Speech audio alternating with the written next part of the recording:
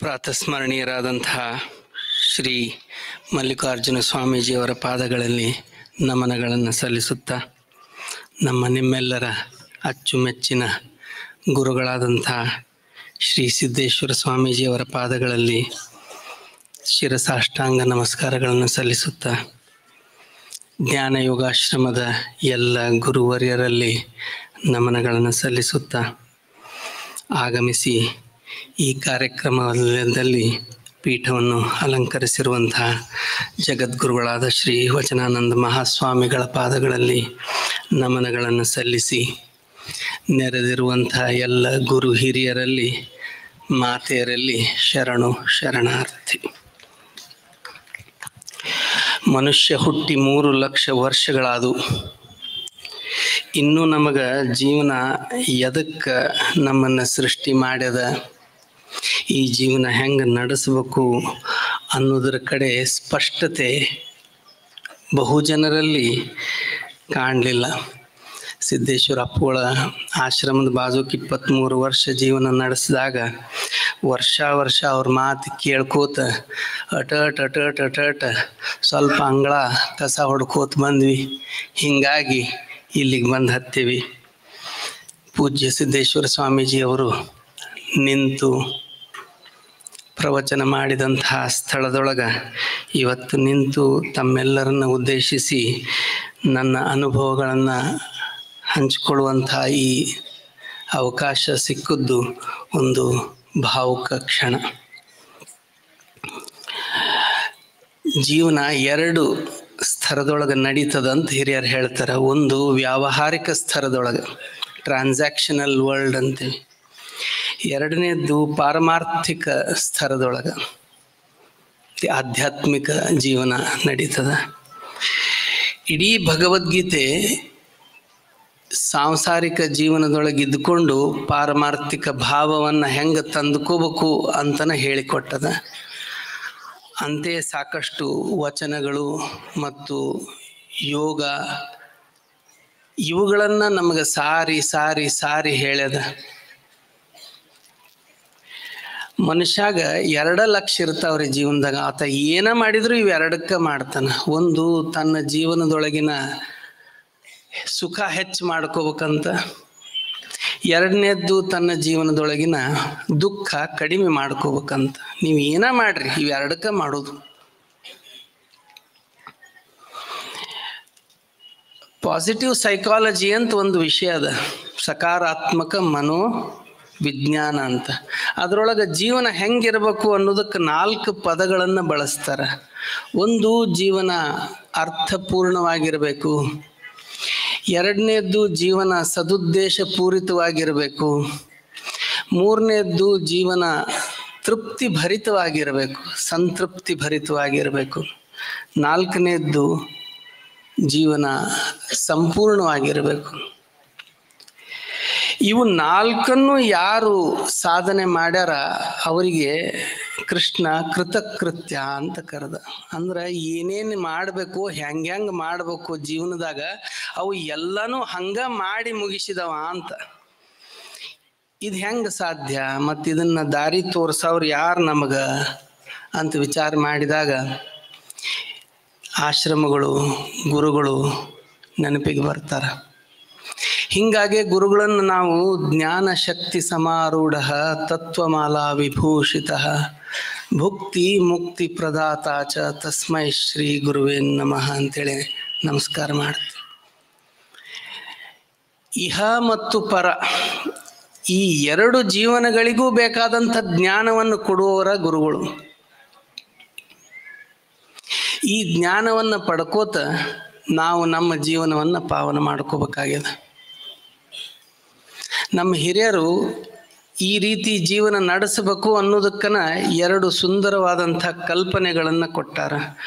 ಮೊದಲನೇದ್ದು ಪುರುಷಾರ್ಥದ ಕಲ್ಪನೆ, ಎರಡನೇದ್ದು ಜೀವನದ ಆಶ್ರಮಗಳ ಕಲ್ಪನೆ. ಪುರುಷಾರ್ಥಗಳು ಜೀವನದ ಉದ್ದೇಶವನ್ನು ನಮಗೆ ತಿಳಿಸಿಕೊಟ್ಟಾವು. 4 ಪುರುಷಾರ್ಥಗಳು: ಧರ್ಮ, ಅರ್ಥ, ಕಾಮ ಮತ್ತು ಮೋಕ್ಷ. ಇವುಗಳ ಸರಿಯಾದ ವ್ಯಾಖ್ಯಾನ ಬಹುಶಃ ನಮಗೆ ಬಹಳ ಕಡೆ ಸಿಗುವುದಿಲ್ಲ ಅಂತ ಅನಿಸ್ತದ. ಹಿಂಗ ಒಬ್ಬರ ಕಡೆಯಿಂದ ಕೇಳಿ ತಮ್ಮ ಕೂಡ ಹಂಚ್ಕೊಳಕತ್ತೀನಿ. ಒಮ್ಮೆ ಒಬ್ಬ ವ್ಯಕ್ತಿಯ ಜೀವನದ ಮೌಲ್ಯ ಅಥವಾ ಅವನ ಮೌಲ್ಯ ಹೆಂಗ ಅಳಿಬೇಕು ಅಂಥೇಳಿ ಚರ್ಚೆ ಮಾಡಕ್ಕೆಲ್ಲ ಹಿರಿಯರು ಕೂಡಿದ್ರಂತ. ಆಗ ಒಬ್ರು ಎದ್ದು ನಿಂತು ಹೇಳಿದ್ರಂತ, ಸೂರ್ಯ ಯಾತಕ್ಕೂ ಯಾರಿಗೂ ಬೆಲಿನ ಕೊಡುವುದಿಲ್ಲ ಅಂತ ಒಬ್ರು. ಹೌದ್ರಿ ಅಪ್ಪಗಳ, ಸೂರ್ಯ ಎದಕ್ಕೂ ಯಾರಿಗೂ ಬೆಲೆ ಕೊಡುವುದಿಲ್ಲ ಅಂತ ಯಾಕೆ ಹೇಳಿ ಸುಮ್ ಕುಂತ್ರಿ, ಅರ್ಥ ಹೇಳ್ರಲ್ಲ, ಮತ್ತೆ ಈ ವಿಷಯಕ್ಕೆ ಅದು ಹೆಂಗೆ ಸಂಬಂಧ ಬರ್ತದೆ ಹೇಳ್ರಿ. ಆಗ ಅವ್ರ ಗುರುಗಳು ಹೇಳಿದ್ರಂತ, ಸೂರ್ಯ ತಾನು ಉರಿಯುವುದಕ್ಕೆ ಏನೇನು ಬೇಕು ಅದು ಎಲ್ಲ ತನ್ನೊಳಗ ಐತಿ ಅಂದಮೇಲ ಆತನಿಗೆ ಯಾರ ಅವಶ್ಯಕತೆಯೂ ಇಲ್ಲ. ಹಿಂಗಾಗಿ ಆತ ಯಾರಿಗೂ ಬೆಲೆ ಕೊಡುವುದಿಲ್ಲ. ಎದರದರ ಬೆಲೆ ನಮಗೆ ಗೊತ್ತಾಗಬೇಕು ಅಂದ್ರೆ ಅದು ನಮಗೆ ಉಪಯೋಗಕ್ಕೆ ಬಂದಾಗ, ನಮಗೆ ಅದರ ಅವಶ್ಯಕತೆ ಇದ್ದಾಗ ಅದರ ಬೆಲೆ ಗೊತ್ತಾಗ್ತದೆ. ಹಿಂಗ ಮನುಷ್ಯನ ಜೀವನದ ಮೌಲ್ಯ ಏನಪ್ಪ ಅಂದ್ರೆ ಆತ ಇತರರಿಗೆ ಎಷ್ಟು ಉಪಯೋಗಿ ಆಗ್ಯಾನ, ಆತ ಇತರರಿಗೆ ಎಷ್ಟು ಉಪಕಾರಿ ಆಗ್ಯಾನ, ಇವೆರಡರ ಮೇಲೆ ಅವನ ಮೌಲ್ಯ ತಿಳಿತದ ಹೊರತು ಆತ ಎಷ್ಟು ದುಡ್ಡು ಮಾಡ್ಕೊಂಡಾನ, ಎಷ್ಟು ಶಕ್ತಿವಂತ ಅದಾನ ಅಥವಾ ಎಷ್ಟು ಹೆಸರು ಮಾಡ್ಯಾನ ಇದ್ರ ಮೇಲಂತೂ ಅವನ ಮೌಲ್ಯ ತಿಳಿಯುವುದಿಲ್ಲ. ಹಿಂಗಾಗಿ ಧರ್ಮದ ಸರಿಯಾದ ವ್ಯಾಖ್ಯಾನ ಯಾವುದು ಅಂದ್ರ ಉಪಯೋಗಿ ಉಪಕಾರಿ ಆಗುವುದೇ ನಮ್ಮ ಪ್ರಥಮ ಧರ್ಮ. ಮಾನವ ಜೀವನದ ಪ್ರಥಮ ಧರ್ಮನೇ ಇದು ಅಂತ ಹೇಳ್ತಾರೆ. ಇನ್ನು ಈ ಧರ್ಮದ ಸಾಧನೆಗೆ ಬೇಕಾಗುವಂತಹ ಕ್ರೋಢೀಕರಣ ಏನದ, ಅದು ಆರ್ಥಿಕ ಕ್ರೋಢೀಕರಣ ಇರಲಿ, ಸಂಘಟನೆಯ ಕ್ರೋಢೀಕರಣ ಇರಲಿ, ಜ್ಞಾನದ ಕ್ರೋಢೀಕರಣ ಇರಲಿ, ಈ ಎಲ್ಲ ಕ್ರೋಢೀಕರಣಕ್ಕೆ ಅರ್ಥ ಅಂತ ಕರೆದ್ವಿ. ಅರ್ಥ ಶೇಖರಣೆ ಎದಕ್ಕೆ? ಧರ್ಮಕ್ಕಾಗಿ ಅರ್ಥ. ಇನ್ನು ಕಾಮದ ವ್ಯಾಖ್ಯಾನ ಏನ್ ಹೇಳಿದ್ರು, ನೀನು ಕ್ರೋಢೀಕರಿಸಿದಂತಹ ಶಕ್ತಿ ನಿನ್ನ ಸ್ವ ಇಚ್ಛೆಗೆ, ನಿನ್ನ ಸ್ವಸುಖಕ್ಕ, ನಿನ್ನ ಸ್ವವಿಲಾಸಕ್ಕ ಯಾವಾಗ ಉಪಯೋಗ ಮಾಡ್ತಿ ಅದನ್ನ ಕಾಮ ಅಂತ ಕರೆದ್ರು. ಕೊನೆಗೆ ಮೋಕ್ಷ ನನ್ನ ಕ್ರೋಢೀಕೃತ ಅರ್ಥವನ್ನ ನನ್ನ ಸಲುವಾಗಿ ಬಳಸೋದು ಯಾವತ್ತು ನಾ ಸಂಪೂರ್ಣವಾಗಿ ನಿಲ್ಲಿಸ್ತೇನೋ ಅವತ್ತು ಮೋಕ್ಷದ ಹಾದಿ ನನಗೆ ತೆರೀತದ ಅಂತ. ಹಿಂಗ ಜೀವನದ ಉದ್ದೇಶಗಳನ್ನ ನಾವು ಸರಿಯಾಗಿ ತಿಳ್ಕೊಳ್ಳೋದು ಅವಶ್ಯಕತೆ ಅದ. ಇನ್ನು ಜೀವನದ ಯಾವ್ಯಾವ ಘಟ್ಟದಾಗ ಏನೇನು ಮಾಡಬೇಕು, ಆ ಘಟ್ಟಗಳ ಉದ್ದೇಶ ಏನು, ಇವು ಕೂಡ ನಾವು ತಿಳ್ಕೊಬೇಕಾದದ್ದು. ಇದಕ್ಕಿಂತ ಮೊದಲ ಒಂದು ಸಣ್ಣ ಕಥೆ. ಬುದ್ಧನ ಹತ್ರ ಬುದ್ಧತ್ವವನ್ನು ಪಡೆಯುವುದಕ್ಕೆ ಇಬ್ಬರು ಶಿಷ್ಯಂದ್ರು ಇದ್ರಂದ್ರು, ಒಬ್ಬ ಜ್ಞಾನಿ ಇನ್ನೊಬ್ಬ ಅಜ್ಞಾನಿ ಅಂತ. ಈ ಜ್ಞಾನಿ ಮತ್ತು ಅಜ್ಞಾನಿ ಇಬ್ರು ಹೊಳಿ ದಂಡ್ಯಾಗ ಹಿಂಗ ನಡ್ಕೋತ ಹೊಂಟಿದ್ರಂತ. ಒಬ್ಬಾಕಿ ಚಂದನ ಹೆಣ್ಮಗಳು ಕುಂತಿದ್ಲಂತಲ್ಲೇ ಅಳಾಕತ್ತಿದ್ಲಂತೆ. ಯಾಕೋ ಜ್ಞಾನಿ ಆಕೆ ಹತ್ರ ಹೋಗಿ, ಏನಾಗ್ಯದವ, ಯಾಕೆ ಅಳಾಕತ್ತಿ? ಇಲ್ರಿ, ಆ ಕಡೆಯಿಂದ ಹೊಳಿ ದಾಟಿ ಬಂದು ಕಟ್ಟಿಗೆ ಕೂಡ್ಸಿದ್ನಿ, ಇನ್ನು ಹೊಳ್ಳಿ ಹೋಗ್ಬೇಕು ಅನ್ನೋದಕ್ಕೆ ಹೊಳಿ ನೀರು ಏರಿಬಿಟ್ಟದ, ಆ ಕಡೆ ನನ್ನ ಕೂಸದ ಅಳಾಕತ್ತದದು, ನಾನು ಎದೆ ಹಾಲು ಕುಡಿಸ್ಬೇಕು ಅದಕ್ಕೆ, ಹಿಂಗಾಗಿ ದುಃಖ ಆಗಿ ಅಳಾಕತ್ತೀನಿ ಅಂದ. ಜ್ಞಾನಿ ಅಂದಂತ ನನ್ನ ಹೆಗಲ ಮೇಲೆ ಕೂಡ್ತಾಯಿ, ನಾನು ಹೊಳಿ ದಾಟಬೇಕಾಗ್ಯದ, ದಾಟಿ ಅಚ್ಚಿಗೆ ಕರ್ಕೊಂಡು ಹೋಗ್ತೇನಂತ, ನೀ ಹೋಗುವಂತೆ. ಇದನ್ನೆಲ್ಲ ನೋಡಾಕತ್ತದ ಅಜ್ಞಾನಿಗೆ ಭಯಂಕರ ಸಿಟ್ಟು ಬರಾಕತ್ತಿತ್ತಂತ. ಇನ್ನು ಜ್ಞಾನಿ ಆಕೆನ ತನ್ನ ಹೆಗಲ ಮೇಲೆ ಕುಂಡ್ರಿಸ್ಕೊತಾನ, ನದಿ ದಾಟ್ತಾನ, ಆ ಕಡೆ ಹೋಗಿ ಇಳಿಸಿ ಹೋಗುವ ಅಂಥೇಳಿ ನಮಸ್ಕಾರ ಮಾಡಿ ಮುಂದೆ ಹೋಗ್ತಾನ. ಅವನ ಜೊತೆಗೆ ಅಜ್ಞಾನಿ ಕೂಡ ಹೊರಡ್ತಾನ. ಅಕ್ಕಿ ಸ್ವಲ್ಪ ದೂರ ಆಗ್ಬಿಡ್ದ ಅಜ್ಞಾನಿ ಬೈಯಾಕೆ ಶುರು ಮಾಡಿಬಿಡ್ತಾನ ಅವಂಗ, ನೀನು ಸನ್ಯಾಸತ್ವವನ್ನು ತೆಗೆದುಕೊಂಡಂಥವ, ನಿನಗೆ ಈ ಜೀವನದಾಗ ಮೋಕ್ಷ ಸಿಗುವುದಿಲ್ಲ ಬಿಡು ಅಂತ. ಜ್ಞಾನಿ ಕೇಳ್ತಾನೆ, ಯಾಕ? ಸ್ತ್ರೀಯನ್ನ ಮಾತಾಡಿಸೋದು ದೂರುಳಿತು, ನೀನು ಆಕೆಯನ್ನ ನಿನ್ನ ಹೆಗಲ ಮೇಲೆ ಹೊತ್ಕೊಂಡು ಹೊಂಟಿ ಸ್ಪರ್ಶ ಕೂಡ ಮಾಡಿ ನಿನಗೆ ಈ ಜೀವನದಾಗ ಮುಕ್ತಿ ಸಿಗಾಕ್ ಸಾಧ್ಯ ಇಲ್ಲ ಅಂತ ಒಂದ ಸವನ ಬೈಕೋತ ಹೊಂಟಂತ. ಒಂದು ಅರ್ಧ ತಾಸು ನೋಡಿದಂತ ಜ್ಞಾನಿ, ಬೈಯುವುದ ನಿಲ್ಲಿಸುವಲ್ಲ ನೀವು, ತಲೆ ಕೆಡಿಸ್ಕೊಂಡದ್ದ ನಿಲ್ಲಿಸು. ಕೊನೆಗೆ ಹೇಳಿದಂತ, ಅಲ್ಲೋ ಆಕೆನ ನಾನು ನನ್ನ ಹೆಗಲಿಂದ ಇಳಿಸಿ ಅರ್ಧ ತಾಸು ಆತು, ನೀ ಇನ್ನೂ ನಿನ್ನ ಮನಸ್ಸಿನಾಗ ಆಕೆನ ಹೊತ್ಕೊಂಡು ಹೊಂಟಿಯಲ್ಲ. ನಮ್ಮ ಮನಸ್ಸಿನೊಳಗೂ ಜ್ಞಾನಿ ಮತ್ತು ಅಜ್ಞಾನಿ ಇಬ್ರು ವಾಸ ಆಗ್ತಾರೆ. ಸುಡುಗಾಡು ಮತ್ತು ಸಂತಿ ಇವೆರಡರ ವಿಷಯಗಳನ್ನು ಅಲ್ಲಲ್ಲೇ ಬಿಟ್ಟು ಬರ್ರಿ ಅಂತ ಹಿರಿಯರು ಹೇಳ್ತಾರೆ. ಆದ್ರೆ ನಾವು ಬಿಡುವುದಿಲ್ಲ, ಎಲ್ಲನೂ ತಲೆಯಾಗ ಹಾಕ್ಕೊಳತ್ತೀವಿ.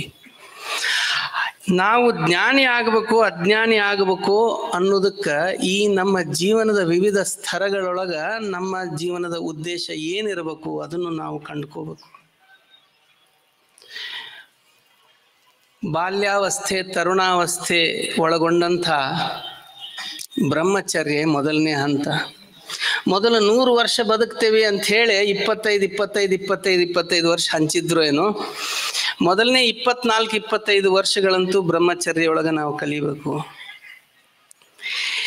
ಈ ಸ್ತರದೊಳಗ ನಮ್ಮ ಉದ್ದೇಶ ಕೇವಲ ಜ್ಞಾನಾರ್ಜನೆ. ಕಾಗಿ ಬಹಳ ಚಾಣಾಕ್ಷ ಪಕ್ಷಿ. ಹೂಜಿ ತಳದಾಗ ನೀರಿದ್ರು ಕಲ್ಲು ಹಾಕಿ ನೀರು ಮ್ಯಾಲ ತಂದು ಕುಡಿಯುವಂಥದ್ದು. ಅಷ್ಟು ಚಾಣಾಕ್ಷತೆ ಈ ವಿದ್ಯಾರ್ಥಿ ಜೀವನದೊಳಗೆ ನಮಗೆ ಬೇಕು.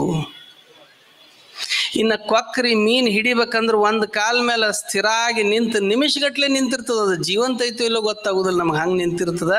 ಅದ್ರ ಹತ್ರ ಮೀನು ನೀರೊಳಗೆ ಬಂದ ಕೂಡಲೇ ಪಕ್ಕನ ಹಿಡ್ಕೊಂಡದ್ದು ತಿಂತದ. ಅಷ್ಟು ಧ್ಯಾನ ಕೇಂದ್ರೀಕೃತ ಮಾಡುವಂಥ ಶಕ್ತಿ ವಿದ್ಯಾರ್ಥಿ ಜೀವನದೊಳಗೆ ನಮಗೆ ಬೇಕು. ಇನ್ನು ನಾಯಿ ಮಕ್ಕೊಂಡ್ರು ಮಕ್ಕೊಳ್ಳಾರ್ದಂಗೆ ಇರ್ತದ. ಸುತ್ತು ಏನು ನಡೆದದ ಅದೆಲ್ಲದರ ಅರಿವು ಅದಕ್ಕೆ ಇರ್ತದ. ಇಷ್ಟು ಅವೇರ್ ಆ್ಯಂಡ್ ಅವೇಕ್ ನಾವಿರಬೇಕು ವಿದ್ಯಾರ್ಥಿ ಜೀವನದೊಳಗೆ. ಈಗ ನೀವು ಬೆಳಿಗ್ಗೆ ಗೆದ್ದು ಕೂಡ ನೋಡ್ತೀರಿ, ಸಂಧ್ಯಾಗ ಸಾಲಿ ಬಸ್ಗಳು ಬರ್ತಾವು, ಮಕ್ಕಳನ್ನ ಹತ್ತಿಸ್ಕೋತಿರ್ತೇವೆ ನಾವು. ಅವು 7ಕ್ಕೆ ಬಸ್ ಬರ್ತದಂದ್ರೆ 6:15 ಇಷ್ಟು ದೊಡ್ಡ ಗ್ಲಾಸ್ ಹಾಲ, ಅದರ ಜೊತೆಗೆ ಅತಿ ಸಿಹಿರುವ 2-3 ಬಿಸ್ಕೆಟ್ ತಿನ್ಸುದು. ಬಸ್ ಬಂದು ನಿಂತು ಹಾರ್ನ್ ಹೊಡಿತಿದ್ರು, ಕುಡಿ ಕುಡಿ ಅಂತೇಳಿ ಸೊಂಡಿ ಹಿಡಿದು ಬಡ ಬಡ ಒಳಗೆ ಹಾಕಿ ಬಿಡ್ತೇವೆ. ಅಷ್ಟು ಹೊಟ್ಟೆ ತುಂಬೇ ಹೋಗ್ಬೇಕು ಅವರು. ಅಲ್ಲಿ ಪ್ರಾರ್ಥನೆ ಮುಗೀತದ, ಚಲೋ ತಂಗ ದ್ವಾಸಿ ಇಡ್ಲಿ ವಡ ಮಾಡಬೇಕು. ಯಾಕಂದ್ರೆ ರೊಕ್ಕ ಕೊಟ್ಟಿರ್ತೀವಿ, ಮತ್ತು ಅವ್ರ ಶಾಲೆಯವ್ರು ಚಲೋ ತಿನ್ನಿಸ್ಬೇಕಲ್ಲ, ಮತ್ತೆ ಹೊಟ್ಟಿಗೆ ಬೀಳ್ತದ. ಕ್ಲಾಸಿಗೆ ಹೋಗ್ತೀವಿ 11:15 ಜ್ಯೂಸ, ಅದು ಇಂಥ ಬಾಟ್ಲ್ಯಾಗ. ಅದು ಮುಗಿತಿದ್ದಂಗನ ಮಧ್ಯಾಹ್ನ 1 ಗಂಟೆಗೆ ಹೊಟ್ಟೆ ತುಂಬ ಊಟ, ಮತ್ತು 4 ಗಂಟೆಗೆ ಜ್ಯೂಸು. ಹಿಂಗೆ ಸಾಲಿಗೆ ನಾವು ಕಳಿಸ್ಕೋತ ಹೋದ್ರೆ ಮಸ್ತಕದ ಒಳಗಿರೋದು ಏನು ಉಬ್ಬುದಿಲ್ಲ, ಬರೀ ದೇಹ ಉಬ್ಕೋತ ಹೋಗ್ಬಿಡ್ತದ ಮಕ್ಕಳು. ನಿಮಗೆ ಗೊತ್ತಿರಲಿ, ಒಬ್ಬ ವೈದ್ಯನಾಗಿ ನಾ ಇವತ್ತು ಕಾಣೋದು 30%ಕ್ಕಿಂತನೂ ಹೆಚ್ಚು ಮಕ್ಕಳು ಅತಿ ಹೆಚ್ಚಿನ ತೂಕ ಹೊಂದಿ 28-30 ವರ್ಷ ಅನ್ಬಿಡ್ದ ಅವಕ್ಕೆ BP ಶುಗರ್ ಶುರು ಆಗತ್ತದ. ವಿದ್ಯಾರ್ಥಿ ಜೀವನದೊಳಗೆ ಹೊಟ್ಟೆ ಇರ್ಬೇಕಂತ ಹೇಳ್ತಿದ್ರು ನಮಗೆ. ಹೊಟ್ಟೆ ಅರ್ಧ ಇಟ್ಕೋ ತಲಿ ತಾನ ಚುರುಕಾಗ್ತದಂತ. ಇನ್ನು ಮನೆಯೊಳಗ ತಂದೆ ತಾಯಿ ಕೊಡುವಂತಹ ಸುಖ ಭೋಗಗಳನ್ನ ತ್ಯಾಗ ಮಾಡಿ ಗ್ರಹ ತ್ಯಾಗಿಯಾಗಿ ಆತ ಇರಬೇಕು. ಹಿಂಗಾಗಿ ಅವ್ರು ಹೇಳುವುದು, ಕಾಕಚೇಷ್ಟ ಬಕಧ್ಯಾನಂ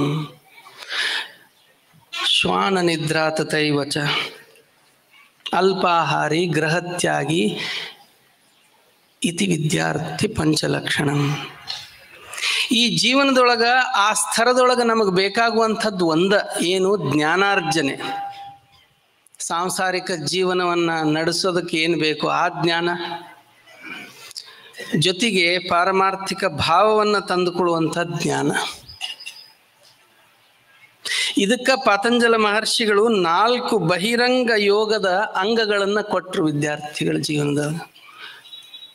1 ಯಮ, 2ನೇದ್ದು ನಿಯಮ, 3ನೇದ್ದು ಆಸನ, 4ನೇದ್ದು ಪ್ರಾಣಾಯಾಮ. ಸುತ್ತಲಿನ ಜಗತ್ತಿನ ಕೂಡ ವ್ಯವಹಾರ ನಮ್ದು ಹೆಂಗಿರ್ಬೇಕು ಅನ್ನೋದಕ್ಕನ ಯಮ ಕಲಿಸಿಕೊಟ್ರು. ಅಹಿಂಸೆ ಅದರ ಮೊದಲ ತತ್ವ. ಚರಾಚರ ಜೀವಿಗಳಿಗೆ ಹಿಂಸೆ ಕೊಡಬಾರದು ಅನ್ನೋದು ಅಲ್ದನನ ಅಹಿಂಸೆಗೆ ಇನ್ನೊಂದು ದೊಡ್ಡ ಮುಖ ಅದ. ಅದು ಸ್ವತಕ್ಕೂ ನಾವು ಯಾವ ರೀತಿ ಹಿಂಸೆನೂ ಕೊಡಬಾರದು ಅಂತ. ಸ್ವತಕ್ಕೆ ಹಿಂಸೆ ಕೊಡುವಂತ ಏನು? ನಮ್ಮ ಮನಸ್ಸು ಯಾವಾಗ ವಿಚಲಿತ ಆಗ್ತದ, ಕೆಟ್ಟು ಭಾವಗಳ ಮನಸ್ಸಿನಾಗ ಹುಟ್ಟುತ್ತವು, ನಮ್ಮ ರಕ್ತ ಕೂಡ ವಿಷ ಆಗ್ತದ. ಇದು ವೈದ್ಯಕೀಯ ವಿಜ್ಞಾನ ಕಂಡಂಥ ಸತ್ಯ.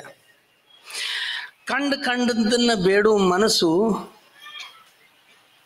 ಅದಕ್ಕೆ ಕಾಮ ಅಂತೀವಿ. ಬೇಡಿದ್ದು ಸಿಗಲಾರ್ದಕ್ಕೆ ಸಿಟ್ಟು ಬರ್ತದ, ಅದಕ್ಕೆ ಕ್ರೋಧ ಅಂತೀವಿ. ದೇವ್ರು ಏನು ಕೊಟ್ಟಾನ, ಎಲ್ಲ ಕೊಟ್ಟರು ಮತ್ತಷ್ಟು ಬೇಕಂತದಲ್ಲ ಮನಸ್ಸು, ಅದಕ್ಕೆ ಲೋಭ ಅಂದ್ರು. ಸಿಕ್ಕದ್ದನ್ನು ಯಾರಿಗೂ ಕೊಡುದಿಲ್ಲ, ನನ್ನ ಹತ್ರನೇ ಇರ್ಬೇಕಂತ ಅದಕ್ಕೆ ಇಟ್ಕೊಂಡು ಕೂಡುದಕ್ಕನ ಮೋಹ ಅಂದ್ರು. ನನ್ನಲ್ಲಿ ಇವೆಲ್ಲ ಅದಾವು, ಇನ್ಯಾರಲ್ಲೂ ಇದಿಲ್ಲ ಅಂಥೇಳಿ ಏನು ಗರ್ವ ಬರ್ತದ ಮನಸ್ಸಿನಾಗ, ಮದ ಅಂದ್ರು. ಇನ್ನೊಬ್ಬನ ಹತ್ರ ಐತಲ್ಲ ನನ್ನ ಹತ್ರ ಇಲ್ಲ ಅಂಥೇಳಿ ದುರ್ಭಾವನೆ ಏನು ಹುಟ್ಟುತ್ತದ, ಅದಕ್ಕೆ ಮತ್ಸರ ಅಂದ್ರು. ಈ ಕಾಮ, ಕ್ರೋಧ, ಲೋಭ, ಮೋಹ, ಮದ, ಮತ್ಸರಗಳನ್ನ ಮನಸ್ಸಿನಿಂದ ಸ್ವಚ್ಛ ಇಟ್ಕೊಳ್ಳೋದು ಅಹಿಂಸೆಯ ಒಂದು ಮುಖ್ಯವಾದಂತಹ ಮುಖ. ಇನ್ನು ಸತ್ಯ, ಎರಡನೇ ತತ್ವ. ಒಂದು ನಾಯಿನ ನಾವು ನೋಡಿದ್ರೆ ಇದು ನಾಯಿ ಅದ, ಇದು ಬೊಗಳ್ತದ, ಕಚ್ಚಬಹುದು, ಇದು ಹಿಂಗ ವರ್ತನೆ ಮಾಡ್ತದ ಅಂತ ನಮಗ್ ಗೊತ್ತಾಗ್ತದ. ಒಂದು ನರಿ ನೋಡಿದ್ರೆ ನರಿ ಎಷ್ಟು ಚಾಣಾಕ್ಷದ ಅನ್ನೋದು ಗೊತ್ತಾಗ್ತದ. ಹುಲಿ ನೋಡಿದ್ರೆ ಇದು ವ್ಯಾಘ್ರ ಅಂತ ದೂರ ಸರಿತೀವಿ. ಆದ್ರೆ ಮನುಷ್ಯನ್ ನೋಡಿದ್ರೆ ಆತ ಬಹುರೂಪಿ, ಒಳಗ ನಾಯಿ ಅದನು, ನರಿ ಅದನು, ಹಾವು ಅದನು, ಹುಲಿ ಅದನು ಗೊತ್ತಾಗುದಿಲ್ಲ. ಅದಕ್ಕೆ ನಮಗೆ ಹೇಳ್ತಾರ, ಸತ್ಯ ಅಂದ್ರೆ ಒಳಗೂ ಹೊರಗೂ ಒಂದೇ ರೀತಿ ಇರುವುದು. ನೀ ಹೆಂಗದಿಯೋ ಹಂಗ ತೋರಿಸು, ಹೆಂಗ ತೋರಿಸ್ತೀಯೋ ಹಂಗ ಇರು. Your audio and video should match. There cannot be a mismatch between the two. ಇನ್ನು ಅಸ್ಥೇಯ, ಈ ಕಂಡದ್ದನ್ನ ಬೇಡು ಮನಸ್ಸೈತಲ್ರಿ, ಇದಕ್ಕ ಒಂದು ವಚನ ಬರೆದ್ರು ವಚನಕಾರರು. ತುಪ್ಪದ ಸವಿಗೆ ಅಲಗ ನೆಕ್ಕುವ ಸೊಣಗನಂತಾಯಿತ್ತು ಎನ್ನ ಬಾಳುವೆ, ಸಂಸಾರ ಸಂಗವ ಬಿಡದೆನ್ನ ಮನವು, ಈ ನಾಯಿತನವ ಮಾಡಿಸು ನಿಮ್ಮ ಧರ್ಮ ಅಂತಂದ್ರು. ನಾವು ದೇವಸ್ಥಾನಕ್ಕೂ ಹೋಗ್ತೀವಿ, ಅಲ್ಲಿಯೂ ಎಕ್ಸ್ಚೇಂಜ್ ಪ್ರೋಗ್ರಾಮ ನಮ್ಮದು. ನಾನು ನಿನಗೆ ಇದನ್ನು ಕೊಡ್ತೇನೆ, ನೀ ನನಗೆ ಅದನ್ನು ಕೊಡು, ನಾನು ಇದನ್ನು ಕೊಡ್ತೇನೆ, ನೀ ನನಗೆ ಅದನ್ನು. ಇನ್ನೊಬ್ಬರದ್ದು ಯಾವುದದ ಅದು ಯಾವುದನ್ನು ನಾವು ಬಯಸಬಾರದು ಅನ್ನುವಂಥ ಸ್ಥಿರವಾದ ಭಾವ ಒಳಗೆ ಮೂಡಿದಾಗ ಅಸ್ಥೇಯ ನಮ್ಮಲ್ಲಿ ನೆಲೆಸ್ತದೆ. ಇನ್ನು ಬ್ರಹ್ಮಚರ್ಯ, ವಿದ್ಯಾರ್ಥಿಗೆ ತನ್ನ ಧ್ಯೇಯ ಏನದ ಅದರ ಕಡೆ ಲಕ್ಷ್ಯ ಇರಬೇಕ ಹೊರತು ಆ ಲಕ್ಷ್ಯದಿಂದ ಆತನನ್ನ ಬೇರೆಡೆಗೆ ಸೆಳೆಯುವಂಥ ಎಲ್ಲ ವಿಷಯ ವಸ್ತುಗಳಿಂದ ಆತ ದೂರ ಇರಬೇಕು. ಅದ ಬ್ರಹ್ಮಚರ್ಯ ಪಾಲನೆ. ಕೊನೆಗೆ ಅಪರಿಗ್ರಹ, ಇಳ್ಕೋತ ಹೋದಂಗ ತಿಳ್ಕೋತ ಬರ್ತದಂತ. ಹಂಗ ಕೊನೆಗೆ ನಮಗೆ ತಿಳಿಯೋದು ಭಾಳ ಬೇಕಾಗಿಲ್ಲ ಜೀವನಕ್ಕೆ. 2 ಹೊತ್ತು ಊಟ, ಒಂದು 2-3 ಜೊತೆ ಅರಿವಿ, ಮಲ್ಕೊಳಕ್ಕೆ ಒಂದಿಟ್ಟು ಜಾಗ, ಇಷ್ಟು ಸುರಕ್ಷಿತ ಆತಂದ್ರ ಬಾಕಿ ಜೀವನ ಎಲ್ಲವನ್ನೂ ಧರ್ಮಕ್ಕಾಗಿ ಉಪಕಾರಿಯಾಗಾಕ, ಉಪಯೋಗಿ ಆಗಾಕ ನಾವು ಸವಸ್ಬೇಕು ಅನ್ನೋದು ನಮಗೆ ತಿಳಿತದ. ಹಿಂಗಾಗಿ ನನ್ನಲ್ಲೇ ಅದು ಬೇಕು ಇದು ಬೇಕಂತ ಕೂಡಿಟ್ಕೊಳ್ಳುವಂಥ ಪ್ರವೃತ್ತಿ ಏನದ ಅದನ್ನೆಲ್ಲ ಬಿಡಬೇಕು. ಇದನ್ನ ವಿದ್ಯಾರ್ಥಿ ಜೀವನದಾಗ ಕಲೀರಿ ಅಂತ ಪಾತಂಜಲರು ನಮಗೆ ಹೇಳಿದರು. ಇನ್ನು ತನ್ನೊಳಗ ವ್ಯಕ್ತಿತ್ವ ಹೆಂಗೆ ಬೆಳೆಸ್ಕೋಬೇಕು ಅನ್ನೋದಕ್ಕೆ ನಿಯಮಗಳನ್ನು ಕೊಟ್ಟರು. ಶೌಚ ಮೊದಲನೇ ತತ್ವ. ಸ್ವಚ್ಛ ಇರ್ರಿ, ದೇಹ ಸ್ವಚ್ಛ ಇರೋದು ಅಷ್ಟಲ್ಲ. ಅಪ್ಪುಗಳು ಎಷ್ಟು ಸಲ ಹೇಳ್ಯಾರ, ಮನಸ್ಸು ಸ್ವಚ್ಛ ಮಾಡ್ಕೋತ ಹೋಗ್ರಿ. ಒಳಗಿನ ಅಂಗಳದ ಕಸನ ಹೊಡೆಯಂಗಿಲ್ಲ ನೀವು ಹೊಡೀರಿ. ಹಿಂಗೆ ಕೇಳ್ತೀರ, ಇಲ್ಲಿಂದ ಬಾಗಿಲ್ದಾಗ ಹೋಗ್ಬಿಡ್ದ ಶುರು ಮಾಡಿಬಿಡ್ತೀರ ಅವ್ರದ್ದು ಇವ್ರದ್ದು ಬಯಾಕ ಅಂತಿದ್ರು. ಅವ್ರ ಮಾತು ಕೇಳಿ ಒಳಗಿನ ಅಂಗಳ ಸ್ವಚ್ಛ ಮಾಡ್ಕೊಳ್ಳೋದನ್ನು ನಾವು ಕಲ್ತ್ವಿ. ಸಂತೋಷ ಹೇಳ್ತಿದ್ರಪ್ಪಗಳು, ನಿಂದು ಗುಡಿಸಲ ಇರುವಲ್ದ್ಯಾಕ, ಸುಮ್ಮ ಹೊರಗೆ ಕಟ್ಟಿ ಮೇಲೆ ಕುಂಡ್ರು, ನನ್ನಂಥ ಶ್ರೀಮಂತನ ಯಾರಿಲ್ಲ, ನನ್ನಂಥ ಸುಖಿನ ಯಾರಿಲ್ಲ ಅಂತ ಹಿಂಗ ಮನಸ್ಸಿನಾಗ ತಂದುಕೋ, ನೋಡಿ ಎಷ್ಟು ಸುಖ ಸಿಗ್ತದಂತ ಹೇಳ್ತಿದ್ರು. ಸಂತೃಪ್ತ ಭಾವ ಮನಸ್ಸಿನಾಗ ಇದ್ರ ಮನಸ್ಸಿನ ಏರಿಳಿತಗಳು ಎಲ್ಲ ಇಳಿದು ಬಿಡುತ್ತಾವ. ಯಾವಾಗೂ ನಾ ಆರಾಮದೇನಿ ಅನ್ಕೋತಿರಲ್ಲ ಅಂತಿದ್ರು. ಇನ್ನು ತಪ, ನಮ್ಮ ಮನಸ್ಸು ದೇಹ ಗಟ್ಟಿ ಆಗ್ಬೇಕಂದ್ರ ಕಾಯಿಕ ವಾಚಿಕ ಮಾನಸಿಕ ತಪ ನಮಗೆ ಬೇಕು. ಎಲ್ಲ ತಾಯಂದ್ರು ಕೂತಿರಿ, ನೀವು ಎಷ್ಟು ಉಪವಾಸ ಮಾಡ್ತಿದ್ರಿ, ಎಷ್ಟು ಒಪ್ಪತ್ತು ಮಾಡ್ತಿದ್ರಿ, ನಮಗೆಲ್ಲ ಉಂಡು ಒಪ್ಪತ್ತು ಮಾಡೋದು ಕಲಿಸಿಬಿಟ್ರಿ. ಚಲೋತ್ತಾಗ ಉಣಿಸಿ ಮತ್ತೆ ನೀವು ಒಪ್ಪತ್ತಿಗೆ ಮಾಡ್ಕೊಂಡದ್ದು ಉಣಿಸ್ತಿದ್ರಿ. ಈಗ ಹೋಗಿಬಿಟ್ಟದ. ತಪ ಬಹಳ ಮುಖ್ಯ ವಿದ್ಯಾರ್ಥಿ ಜೀವನದೊಳಗೆ, ಬ್ರಹ್ಮಚರ್ಯೊಳಗೆ. ಸ್ವ ಅಧ್ಯಾಯ ಇನ್ನೊಂದು ತತ್ವ. ಜಿಡು ಕೃಷ್ಣಮೂರ್ತಿಯವರಂತಾರ, go deep into yourself and see who you are. ನೀ ಹೊರಗೆ ಜಗತ್ತಿಗೆ ಏನು ತೋರ್ಸಾಕತ್ತಿಯಲ್ಲಪ್ಪ ಅದನ್ನು ಬಿಡು, ಒಳಗೆ ಇಣಿಕಿ ನೋಡ್ಕೋ ನೀ ಖರೇನ ಏನದಿ ಅಂತ. ಅಕ್ಕ ಮಹಾದೇವಿ ಭಾಳ ಚಂದ ಹೇಳಿದ್ರು ನಮಗೆ. ಎಲ್ಲವನ್ನ ಅರಿತರೇನು ತನ್ನ ತಾನರಿಯದು. ಅರಿವು ತನ್ನೊಳಗೆ ಮೂಡಲು ತನ್ನೊಳಗಿರಲು ಇತರರ ಕೇಳುವುದುಂಟೆ ಅಂತ. ಆ ಅರಿವು ಮೂಡ್ಬೇಕಂದ್ರೆ ನಮ್ಮ ಬಗ್ಗೆ ನಮಗೆ ಅಧ್ಯಯನ ಬೇಕು.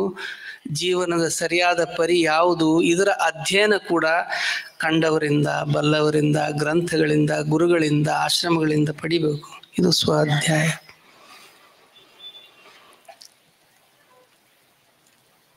ನಾವು ಕೂಸನ್ ನೋಡೇವಲ್ರಿ, ತಾಯಿ ತೊಡಿ ಮೇಲೆ ಎಷ್ಟು ಚಂದ ಮಲ್ಕೊಂಡಿರ್ತದ.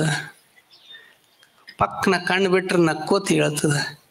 ತಾಯಿ ತೊಡಿ ಮೇಲೆ ಇದ್ದಾಗ ಅಷ್ಟ ಹಂಗಿರ್ತದ. ಅದು ಬೇರೆಯವ್ರ ಕೈಯಾಗ ಕೊಡ್ರಿ ಕಿರಿಕಿರಿ ಸುರು. ನಮ್ಮ ಜೀವನ ಆ ಭಗವಂತನ ತೊಡೆಯಾಗ ಹಂಗಿರ್ಬೇಕು, ಹಂಗೆ ನಮ್ಮ ಮುಖದ ಮೇಲೆ ಅಷ್ಟು ಪ್ರಸನ್ನ ಭಾವ ಮೂಡಬೇಕು ಅಂದ್ರೆ ಅವನಿಗೆ ಒಪ್ಪಿಸಿ ಬಿಡ್ಬೇಕು ನಮ್ಮ ಜೀವನನ.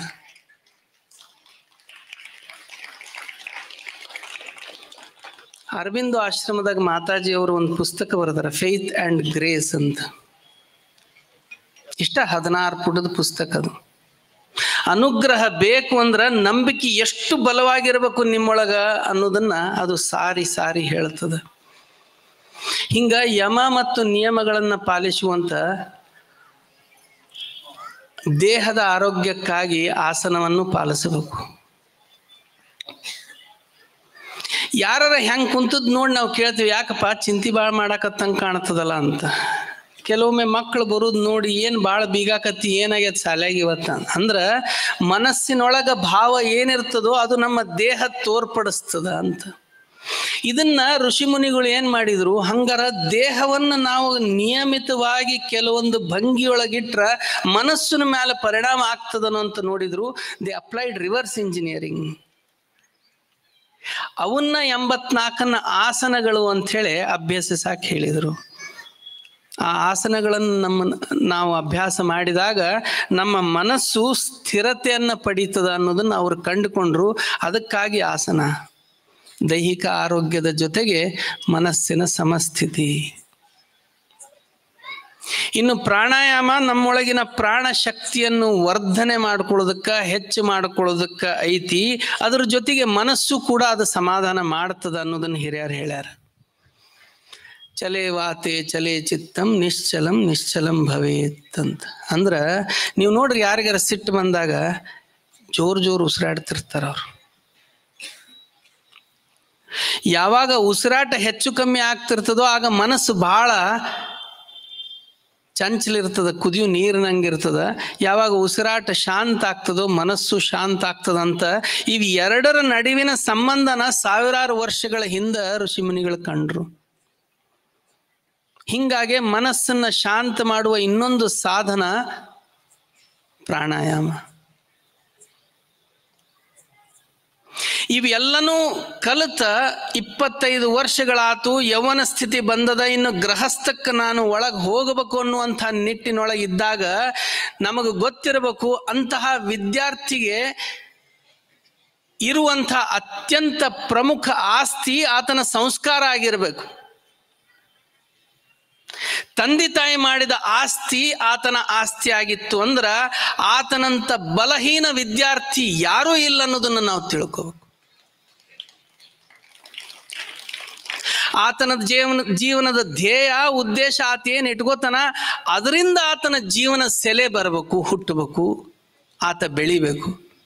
ನಾವು ಎಷ್ಟು ಮಂದಿ ನಮ್ಮ ಮಕ್ಕಳನ್ನ ಆ ಸ್ತರದೊಳಗೆ ಆ ಭಾವದೊಳಗೆ ಇರುವಂತ ಬೆಳೆಸ್ತೀವಿ, ಸ್ವಲ್ಪ ನಾವು ವಿಚಾರ ಮಾಡಬೇಕು. ಕೇವಲ ಅವರ ಸಂಸ್ಕಾರ ಅವರ ಆಸ್ತಿಯಾಗಿರ್ಬೇಕು. ಮುಂದೆ ನಾವು ಏನೂ ಮಾಡೋದು ಬೇಕಾಗಿಲ್ಲ, ಅವ್ರು ಆರಾಮ್ ತಮ್ಮ ಜೀವನ ತಾವು ಮಾಡ್ಕೋತಾರೆ. ಇನ್ನು ಗೃಹಸ್ಥಾಶ್ರಮದೊಳಗ ನಾವೇನು ಅನ್ಕೋತೀವಿ, ಇದು ಸುಖ ಭೋಗ ವಿಲಾಸ ಇದರ ಪರ್ವ ಅಂತ. ಮುಖ್ಯವಾಗಿ ಗೃಹಸ್ಥಾಶ್ರಮದ ಪರ್ವ ಆಧ್ಯಾತ್ಮಿಕ ದೃಷ್ಟಿಕೋನದಿಂದ ನೋಡ್ಬೇಕಂದ್ರ ಮೊಟ್ಟ ಮೊದಲ ಸಲ ಆ ವ್ಯಕ್ತಿ ತನ್ನ ಕಾಳಜಿ ಬಿಟ್ಟು ಇನ್ನೊಬ್ಬರ ಕಾಳಜಿ ಮಾಡೋದನ್ನ ಕಲಿಯುವಂತ ಘಟ್ಟ ಗೃಹಸ್ಥಾಶ್ರಮ. ಇನ್ನೊಬ್ಬರ ಜವಾಬ್ದಾರಿ ತಗೊಳ್ಳೋದನ್ನ ಮೊದಲನೇ ಸಲ ಕಲಿತಾನಾತ. ಗಂಡ ಹೆಂಡತಿಯ ಜವಾಬ್ದಾರಿ ಅಂತ ತಗೊಳ್ಳೋದು ಕಲಿತಾರೆ, ಹೆಂಡತಿ ಗಂಡನ ಜವಾಬ್ದಾರಿ ಅಂತ ತಗೊಳ್ಳೋದು ಕಲಿತಾರೆ, ಅವರಿಬ್ರು ಮಕ್ಕಳ ಜವಾಬ್ದಾರಿಯನ್ನು ತಗೊಳ್ಳೋದು ಕಲಿತಾರ. ಆಂಗ್ಲ ಭಾಷೆಯೊಳಗ ಬಹಳ ಚಂದ ಒಂದು ವಾಕ್ಯದ, when you make somebody else more important than yourself, spirituality begins in your heart ಅಂತ. ಯಾವಾಗ ನಾವು ನಮ್ಮ ಜೀವನದೊಳಗ ಇನ್ನೊಬ್ಬರಿಗೆ ಹೆಚ್ಚು ಪ್ರಾಮುಖ್ಯತೆಯನ್ನು ಕೊಡಕ್ಕೆ ಶುರು ಮಾಡ್ತೇವೋ, ನಮ್ಮನ್ನು ನಾವು ಅಲ್ಲಗಳೆಯುವಂಥ ಮೊದಲನೇ ಹೆಜ್ಜೆ ಇಡ್ತೇವೋ, ಆಗ ಅಧ್ಯಾತ್ಮ ನಮ್ಮ ಹೃದಯದಲ್ಲಿ ಅರಳುತ್ತದ ಅಂತ. ಗೃಹಸ್ಥಾಶ್ರಮ ಆ ಆಧ್ಯಾತ್ಮವನ್ನು ಅರಳಿಸುವುದಕ್ಕದ. ಜೀವನ ನಿರ್ವಹಣೆಯ ಜೊತೆಗೆ ಹೇಳಿದ್ರಲ್ಲ, ಕಾಯಕನೂ ಆಗ್ಬೇಕು ದಾಸೋಹನೂ ಆಗ್ಬೇಕು. ಹೆಂಗೆ ಉಪಯೋಗ ಆಗ್ತೀನಿ ನಾ ಜೀವನಕ್ಕಂತ. ಸಂಸಾರಿ ಮತ್ತು ಸನ್ಯಾಸಿ ನಡುವೆ ಏನು ವ್ಯತ್ಯಾಸ ಅದ ಅಂತ ಒಮ್ಮೆ ಗುರುಗಳನ್ನ ಕೇಳ್ತಾರ ಒಬ್ಬ ಶಿಷ್ಯರು. ಗುರುಗಳು ಬಹಳ ಸರಳ ಹೇಳ್ತಾರ, ಸಂಸಾರಿ ಕಣ್ಣು ಮುಚ್ಕೊಂಡಂದ್ರ ಮುಂದೆ ನನ್ನ ಸಲುವಾಗಿ ನಾನು ಏನು ಮಾಡ್ಕೋಬೇಕಂತ ಲೆಕ್ಕ ಹಾಕಕ್ಕೆ ಶುರು ಮಾಡ್ತಾನ. ಕಣ್ಣು ತೆಗೆದಂದ್ರ ಎದುರಿಗೆ ಯಾರು ಇರ್ತಾರ ಅವ್ರನ್ನ ನನ್ನ ಉದ್ದೇಶಕ್ಕಾಗಿ ಹೆಂಗೆ ಉಪಯೋಗ ಮಾಡಲಿ ಅಂತೇಳಿ ವಿಚಾರ ಮಾಡ್ತಾನ. ಸನ್ಯಾಸಿ ಕಣ್ಣು ಮುಚ್ಕೊಂಡ್ರಂದ್ರ ನಾನು ಜಗತ್ತಿಗೆ ಇನ್ನೂ ಹೆಂಗೆ ಉಪಯೋಗ ಆಗಬಲ್ಲೆ ಅಂತ ವಿಚಾರ ಮಾಡ್ತಾರ. ಕಣ್ಣು ತೆಗೆದು ಎದುರಿಗೆ ನೋಡಿದ್ರೆ ನಿನಗೆ ನಾ ಏನು ಮಾಡೋಕ್ಕಾಗ್ತದೆ ಹೇಳಪ್ಪ, ನಾನು ನಿನಗೆ ಮಾಡ್ತೇನೆ. ಇದು ಸಂಸಾರಿ ಮತ್ತು ಸನ್ಯಾಸಿಯ ಮಧ್ಯೆ. ಸಂಸಾರದಾಗ ಇದ್ದುಕೊಂಡು ಗೃಹಸ್ಥಾಶ್ರಮದಾಗ ಇದ್ದುಕೊಂಡು ನಾವು ಇದನ್ನು ಮಾಡಬೇಕು. ಇದರ ಜೊತೆಗೆ ಮಕ್ಕಳೇನದಾರ ಅವರಿಗೆ ಸರಿಯಾದ ಸಂಸ್ಕಾರ ಕೊಡುವಂಥ ಮಹತ್ತರ ಜವಾಬ್ದಾರಿ ಗೃಹಸ್ಥಾಶ್ರಮದಾಗ ನಮಗಿರಬೇಕು. ಅದನ್ನು ಮಾಡದೇ ಇದ್ದದ್ದಕ್ಕೆ ಇವತ್ತ ನಾವು ಸಮಾಜದೊಳಗೆ ಇಷ್ಟು ಅಧೋಗತಿಗೆ ಇಳಿದಂತಹ ಸಂಸ್ಕಾರ ಮತ್ತು ಸಂಸ್ಕೃತಿಯನ್ನು ಕಾಣಕತ್ತೀವಿ. ಇವೆಲ್ಲ ನೋಡ್ಕೊಡ್ದ 50-60 ವರ್ಷ ಆಗಿಬಿಡ್ತಾವ ನಮಗೆ. ಯಾವಾಗ ಹೋದು ದಿನಗಳು ತಿಳಿಯೋದಿಲ್ಲ. ಇನ್ನ ಈ ಘಟ್ಟದೊಳಗ ವನಪ್ರಸ್ಥ ಅಂದ್ರೆ ಮತ್ತ ವನವಾಸ ಮಾಡ್ಬೇಕು ಮನಸ್ಸಿನಾಗ. ಎಲ್ಲರೂ ಕಾಡಿಗೆ ಹೋಗ್ಬೇಕಂತಿಲ್ಲ, ಕಾಡುಗಳ ಉಳಿದಿಲ್ಲ ಹೋಗಾಕ.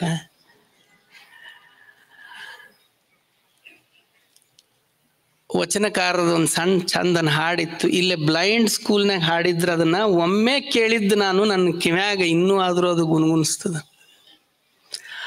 ಆನೆ ಕುದುರೆ ಬಂಡಿ ಬಂಗಾರವಿದ್ದಡೇನು, ಆನೆ ಕುದುರೆ ಬಂಡಿ ಬಂಗಾರವಿದ್ದಡೇನು, ಉಣ್ಬುವುದು ಪಡಿಯಕ್ಕಿ ಒಂದಾವಿನ ಹಾಲು, ಮಲಗುವುದರ್ಧ ಮಂಚ ಮಲಗುವುದರ್ಧ ಮಂಚ. ಗೃಹಸ್ಥಾಶ್ರಮ ಮುಗಿಗೊಡದೆ ಇಷ್ಟು ತಿಳುವಳಿಕೆ ಬರ್ಬೇಕು ನಮಗ. ಇಷ್ಟ ಬೇಕಾಗ್ಯದ, ಇದಕ್ಕಿಂತ ಹೆಚ್ಚು ಬೇಡ ಅಂತ. ಇನ್ನ ಮುಕ್ತಿ ಕಡೆ ಹೋಗ್ಬೇಕಂದ್ರೆ ಮುಕ್ತಿ ಎದರಿಂದ? ಸಂತೋಷ ದುಃಖ ಇವು ಎಲ್ಲ ತರ ಏರಿಳಿತದಿಂದ ಮುಕ್ತಿ.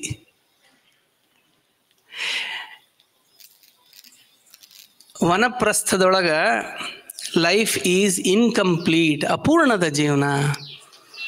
ಲೈಫ್ ಈಸ್ ಇಂಪರ್ಫೆಕ್ಟ್, ಭಾಳ ಪರ್ಫೆಕ್ಟ್ ಇರುವುದಿಲ್ಲ. ನಮ್ಮದು ಎಲ್ಲರಂಗ ಇಂಪರ್ಫೆಕ್ಟ್ ಇರ್ತದೆ. And life is impermanent. ಸಣ್ಣಗೆ ಕೊನೆಗಾಲದ ಕಡೆಗೆ ಹೊಂಟೇವಿ, ಇನ್ನದರ ನಮ್ಮ ಜೀವನ ಸಾಕಾರ ಆಗುವಂಗೆ ನಾವೇನಾರ ಮಾಡಬೇಕು ಅಂಥೇಳಿ ಆ ಭಾವವನ್ನು ಸಾವಕಾಶ ಇಳಿಸ್ಕೋತ ಹೋಗಕ್ಕೆ 12 ವರ್ಷ 15 ವರ್ಷ ಹಿಡಿತದಂತ ಅಷ್ಟು ಸಮಯ ಕೊಟ್ಟಾರ. ಈ ವನಪ್ರಸ್ಥ ಜೀವನದ ಘಟ್ಟದೊಳಗ ಕೈವಲ್ಯ ಯೋಗಾಶ್ರಮ ನಮ್ಮ ಕೈ ಹಿಡಿದದ. ಇನ್ನು ಕೊನೆಗೆ ಸನ್ಯಾಸ. ಪಾರಮಾರ್ಥಿಕ ಭಾವ ವನಪ್ರಸ್ಥದಾಗ ಹೆಚ್ಚಾಕೋತ್ ಹೋಗ್ಬೇಕು, ವ್ಯಾವಹಾರಿಕ ಭಾವ ಕಡಿಮೆ ಆಕೋತ್ ಹೋಗ್ಬೇಕು. 17 ಚಾಪ್ಟರ್ ಮುಗಿತಾವ್ರಿ ಭಗವದ್ಗೀತೆದು. ಕೊನೆಯದು ಮೋಕ್ಷ ಸನ್ಯಾಸ ಯೋಗ. ಅಷ್ಟೆಲ್ಲ ಕೃಷ್ಣ ಹೇಳಿದ್ರು ಕೃಷ್ಣ ಅರ್ಜುನಿಗೆ ಇನ್ನೂ ಒಂದಿಟ್ಟು ಹಂಗ ಪ್ರಶ್ನೆಗಳು ಇದ್ದೇ ಇರ್ತಾವು. ಮೋಕ್ಷ ಸನ್ಯಾಸ ಯೋಗದ ಮೊದಲನೇ ಪ್ರಶ್ನೆನ ಕೃಷ್ಣಗ ಕೇಳ್ತಾನ. ಯಾರು? ಅರ್ಜುನ.